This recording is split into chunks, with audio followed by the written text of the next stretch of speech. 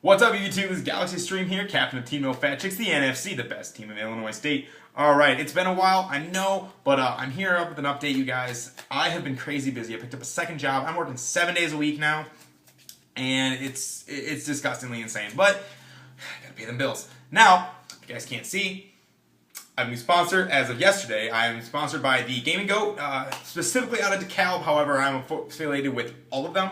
And they're out of they're in major towns in the Illinois state. So really excited. Give them a check out. They're fantastic people. The owners are so nice, and they do everything. They try to do everything for Magic, Yu-Gi-Oh, everything. So description and a link will be in the description below. Give them a shout out. Also this last weekend, my sister got married to her boyfriend of 9 years. Congratulations! Love both of these guys. I'm so excited to have 3 new brothers. So if you could. I would love it if you guys give them a shout out, congratulate them down in the comment section below. I'll show it to them. I know she'd really appreciate it. She knows that I do this, and she is very supportive of it.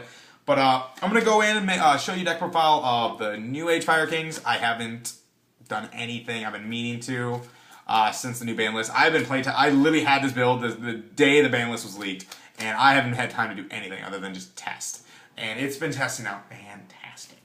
So. This is what I'm going to be playing this Sunday, and I'll be doing deck profiles on everything, getting deck profiles for you guys. So I'm going to try to do this as quick as possible, even though there's a lot I want to talk about. So I apologize if this video is a little longer, but I'll go quick. I will do the best I can. So let's go down. You're the next contestant on NFC's deck profiles. Alright, so everyone already knows, 2K Chicken. This card, it's just not that good this format, so... It's not as important to run at 3, but it's just a recurring monster, and a 27 beat stick in the deck just kind of needs it. 3 Yaksha and 3 Brawl. Standard Fire Kings. Since we have now unlimited Wolfbarks, I bumped up the count to 2. Main thing why this is so important to this deck is you can just summon him to generate an advantage of attack power on the board. So you can just summon Wolfbark, use his effect to get a monster, make Tiger King to search Wolfbark, and it's just a free 2,300 points of damage on board. So now you can use him as your recussion play, counter play, last ditch play, or just general advantage play. Your tanky searcher of the deck, 1 bear. Bear's just he makes your opponent like require to use back row on him, and that's basically what he's there for right now. You got your 1, and this is my tech card. Instead of what I used to play at the YCS with Swift Scarecrow, I decided to swap it out for Flamvell Fire Dog. 1900 is super powerful right now. This build focuses on Rekindling being a powerhouse card once again. So being able to be a 1900 attack, 200 defense, he is a Rekindling target, and when he destroys a monster by battle, I can grab one of my 6 Fire Kings. I have 200 defense.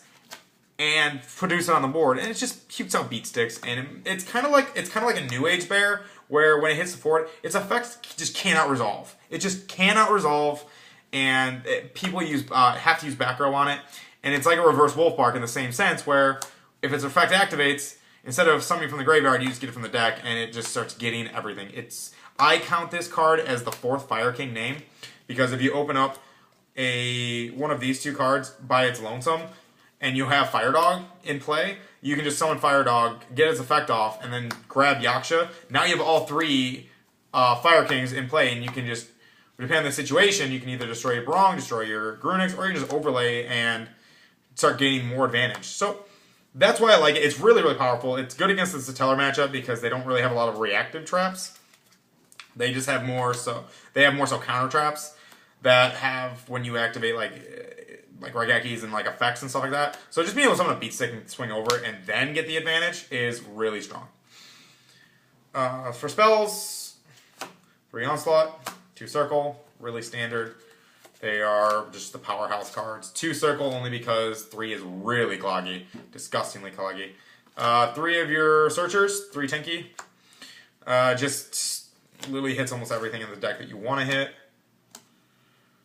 This is probably the only deck I can say Upstart Goblin is really good in, because damage just doesn't matter. Life points don't matter in this deck, and with Soul Charge down to 1, the extra life points don't matter. And there's so many cards that just this deck can just grab to like make a play and rebuttal play and like really go off. And being able to just draw into it, like just having that one extra card is disgusting. Because this is a simple combo deck. You really only need like 2 cards, and once you get 1 card in the graveyard, it's gone. You're good to go. You're always going to have something. So, back to playing the Upstart Goblins, because they just make the deck way more consistent. Then you have your 3 powerhouse cards. Your Rekindling, which is your now new age power card. This is also like a just one of those simple early game plays, where if you do just have him in the graveyard, and if it's the point where you can actually just Rekindling just for him, and he can get his effect off, I mean, you're still getting another monster, and then you get your overlay play off. So it's worth it. And it's one of the few times that I'm actually saying it's worth playing Rekindling for 1. So, Rekindling, Soul Charge, now that it's down to 1, this card is a power card, and we can play basically 2 Rekindling still. So, yay us. And honestly, this is mainly just for Wolfbark or Bear, or both. Raigeki's just better than Dark Hole because you have cards like Wolfbark, like Bear, like Fire Dog, that when you start losing the advantage again on the field, it's slow. It's really, really slow. It's never just instant. Because if it's instant, they use a card like Raigeki, but we get a monster back. So this card is more so like, oh man, I've got Bear sitting on the field still, but they had to get rid of my other monster. You just Raigeki the field, and then you start gaining the advantage right back by using what you already have. You can also use really dumb combos like when your opponent, like going first, if they have a poor opening hand, they've got their monster on the field, you just go Onslaught, summon Grunix, Raigeki the field, normal summon a monster, swing in for a ton of damage and put them on a clock. Absolutely disgusting play. But hilarious. So those are the 3 powers. No Dark Hole. Raigeki is just better than Dark Hole. And last 2 spells are MSTs to fight off vanities. Traps, 1-ofs, Warning, Bottomless, Torrential, Compulse. Everything else is a 2-of 2 Deep Prison, 2 Breakthrough Skill, 2 Vanities, and lastly is 2 Wiretap. I've never really played Wiretap, never liked the concept of giving your opponent back a card. However, with Rekindling and still at 1, Soul Charge at 1 now, and Wolfbark at 2, you really, really want to see your plays going off. And with with Vanities just completely having to be in the game. Vanities is a card where if you don't have advantage on the board, this card is awful. Like, it'll lose you the game. So when you're trying to re-establish advantage and they flip over Vanities, you can Wiretap it and give them a pretty much the potential really dead card to draw. That's good. That's good stuff. And like Torrential or Bottomlessing or Warning my Rekindling, my 1-of, I want this card to go through. I want Rekindling to go through, so this card just had to come in. And I don't regret it. I'm actually really liking it right now. It just seems like this is the format for it. And it fights off Satellars, where you can really fight their board.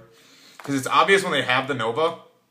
So if you push through it and then they Nova and you Wiretap it, it's like, fine. You only play a finite number of monsters, and you have to tribute as cost, and you don't get that draw. Yeah, and then you're going to top deck into a potentially really dead card. So, yeah, I'll take that all day. But that's the deck, 40 cards. No Billy Break, 60. Onto the extra deck, or sideboard, I'm sorry. 2 Mexies, 1 Gorilla, 1 MST, and 1 Wiretap for the first 5. Just really standard. Like the 3rd Wiretap and 3rd MST are just, like, these are just back removal. And these are mostly just for Rogue decks or Burning Abyss when they start getting going. And next for why this deck is really, really good, this format, the amount of floodgates that they can play. They're able to play their 3 Light Imprisoning, their 3 Shadow Imprisoning, 2 Stygian Dirge, and 2 Mind Crush. Like, this is just disgusting how many floodgates that this deck can actually go into. And that, like, they don't affect you. Like, it's disgusting. So that's just really powerful. Mind Crush is really, really powerful. This card needs to get hit on the list. Like, it's too disgustingly strong. Like, even if you call it wrong, you still gotta look at your opponent's hand. And that's always strong. That's always powerful. So, let's go into the extra deck. Very little's changed. However, you will notice one. You got 1 Kagasuchi, 1 Kangorgan, 103 Ragnazero, Tiger King, Photon Pappy Operative, Black Ship, 101, Double Castel, Diamond Dire, Exciton Knight, Lavalval Chain, Soemmerl, Abyss Dweller, and Cowboy. Now, the only real difference is I do not play Rhapsody anymore. It's not good. I've hated that card. I didn't know what to fill in with it. And so I am play testing around with Pappy. I legitimately added it like the other day. But the idea and the combos that it can do with 103 and a couple other cards in the deck are really, really, really strong, and it's just really good. So I'll let you guys know how that works out on whether I'm going to keep this. Like I said, I mean, it's just kind of there right now. I'll test it out at my locals tomorrow. Worst case scenario, it's just a 2100 beat stick, so, and it's really pretty. Just, yeah. That's about it. But, that was the deck profile. I try to keep it as short as possible. Try to explain what I could that was needed to. But once again, please comment, like, subscribe, share this, tell all your friends. If you're going to see me at Sunday, this Sunday at Tinley Park, give me a shout out, say hi to me. I'm really nice, easy, friendly, going guy. And we can talk Yu-Gi-Oh! Or life or whatever. But have a nice time, guys. I'll see you this weekend. This is Galaxy Stream, Team of Fat Chicks, the NFC, best team in Illinois State.